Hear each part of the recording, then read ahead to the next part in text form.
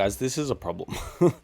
I'm kind of perpetually a couple of weeks behind pop culture, but I finally got around to watching the Fallout show, which I'd been meaning to get around to for since the moment that I heard that it had come out. I used to play Fallout all the time when I had time to play video games, and Fallout, especially New Vegas, was an absolute staple for me. I killed hundreds of hours in that game. And funnily enough, when I was watching the show, I remembered that I actually had these models that I'd had lying around for maybe 8 years.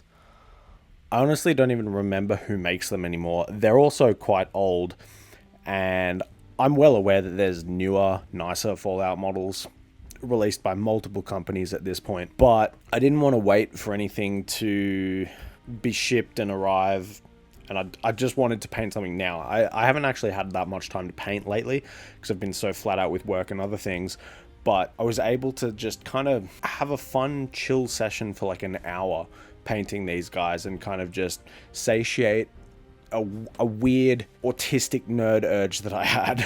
So I already had these kind of rocky outcrop bases, which were pretty much perfect for a wasteland, made up. So I pinned the Brother of Steel into it, and I just drilled a flying stand from a Games Workshop model into another one, and then kind of just matched the pinhole with a pin vise underneath so as I could put it in and set to work on these two models.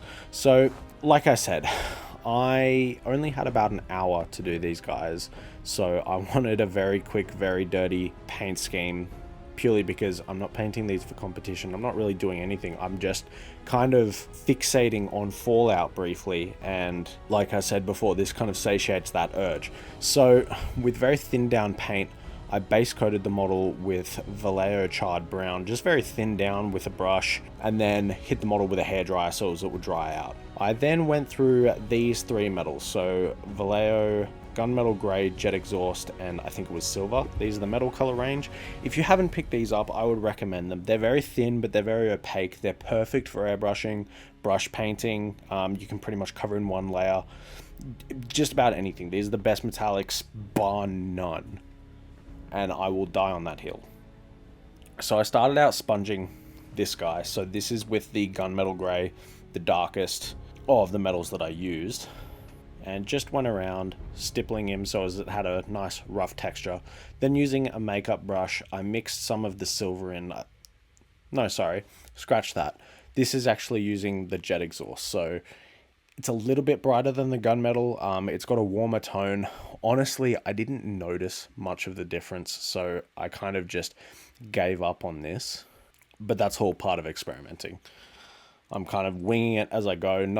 It's not like everything's going to work, so I gave up on that and moved on.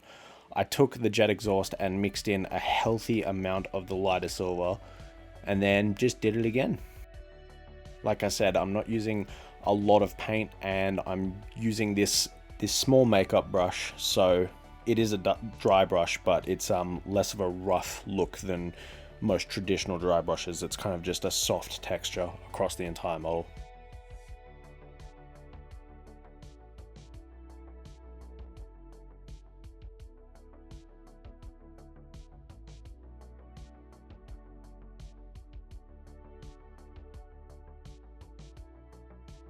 I then pretty much copied the exact same steps for this guy.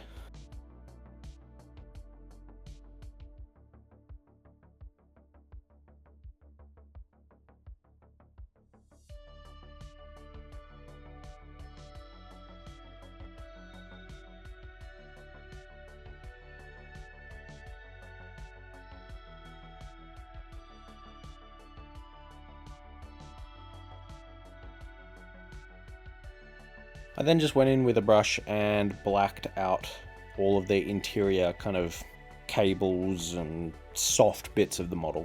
Most of the time when I'm blacking out a model, it's purely just for looks, for content, for videos. It's nice to be able to kind of add definition to what I've done before. If it's a stopping point on a model, it accentuates the work that's already been done. But for this guy, I'm actually just keeping all of these parts black, very basic, and then just with kind of scratchy highlights of a colder gray mixed in. I just add a little bit of highlight to that.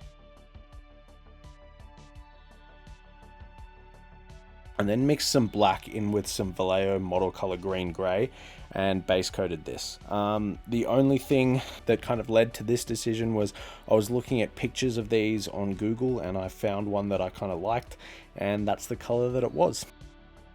I then mixed up a very quick oil wash. So this is just some Abteilung 502 Umber and black, and then the Abteilung 502 Fast Dry Thinner, all mixed together, and no varnish, nothing. And I just brushed that all over the model. So you can see, unlike when I usually do this with a gloss varnish, you can go back and look at my older video with oils explaining how to use it. It spreads out and tints the entirety of the armor. Now, of course, these metallic paints do have lower surface tension than most matte paints, so the oils will fall into those recesses, but you can see it is ever so slightly tinting and kind of griming up the metallic surface, which is perfect for what I want.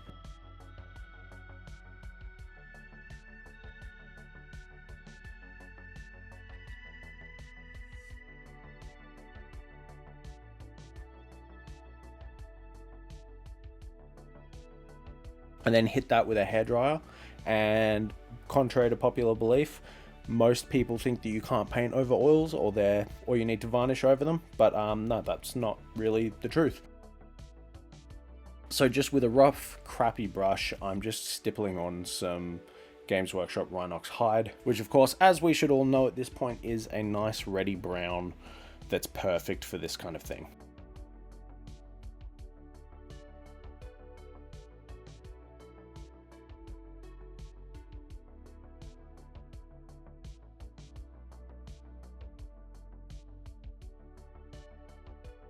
Then with a finer brush, I tapped in some Games Workshop Scrag Brown, just for some very, very quick, not the best looking rust effect.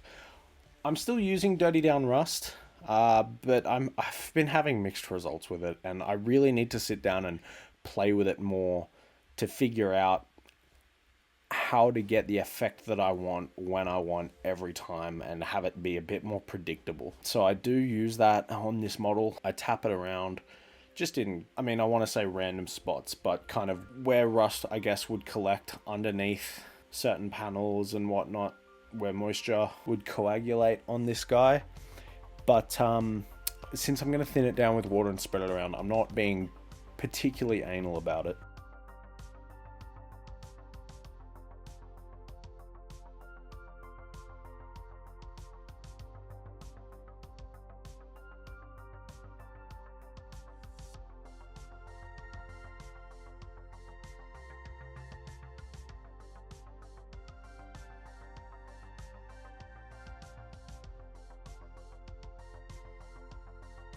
So just with a brush loaded up with some water, I go over and just brush it around. So this kind of reactivates it, it thins it out, it spreads it out, it blends it, and it does change the property of how it dries a bit. Like I said, I want to experiment with this stuff more because I'm not particularly good at using it, but I do still like the effect that it gives you, especially for how little time it takes, which ultimately was kind of the name of the game for this project. Now, I dry brushed the weapon with the metallic, just like everything else. Obviously, I wasn't as selective about it, but that gave it a nice texture, which I was able to go over with just some Games Workshop black contrast paint, and then dry brush some silver over the top of that. And I think just for a quick weapon, it's fine. I then painted the eyes as per a picture that I saw on Google as well. So I painted some Games Workshop Bloodhound orange contrast paint in there, and then base coated the globes with Yril yellow, and then slowly just added a bit more white to those in subsequent layers.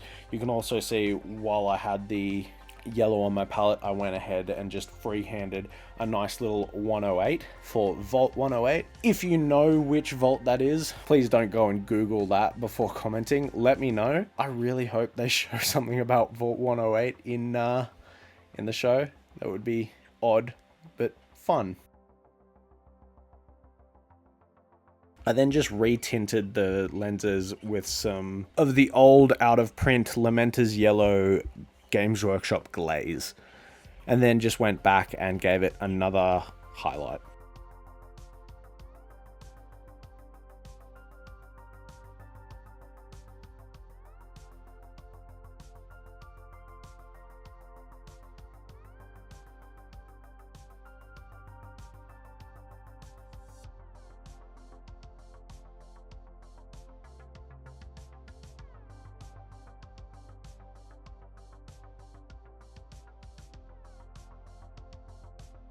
Then just to tie this guy into the base, I used the same Vallejo pigment that I'm pretty sure I used on the base originally. So this is, what's it called? It's on my shelf next to me somewhere. Well, I tried to find it, but it seems I've lost that pigment. It's the tan Sierra Desert, I think, pigment. I didn't bother sealing it with anything, just because I'm not really going to do anything with these models, other than potentially give them away on my Patreon. But yeah, for a very quick little 1 hour project just to satiate an urge that I had and, you know, get some painting in, as well as paint these models that I completely forgot I even had, that have been sitting there for years and years. Pretty happy with these guys. Maybe if you'd like, I can buy some of the cooler, better sculpted, better printed Fallout models that have, I'm sure, been made in more recent times, and actually put a bit more effort into those. If you liked this video, or if you learned anything from it, or if you've got anything to say about it, please put that in the comments. Give the video a like, subscribe to the channel, that always helps me out, and I will see you guys in the next one.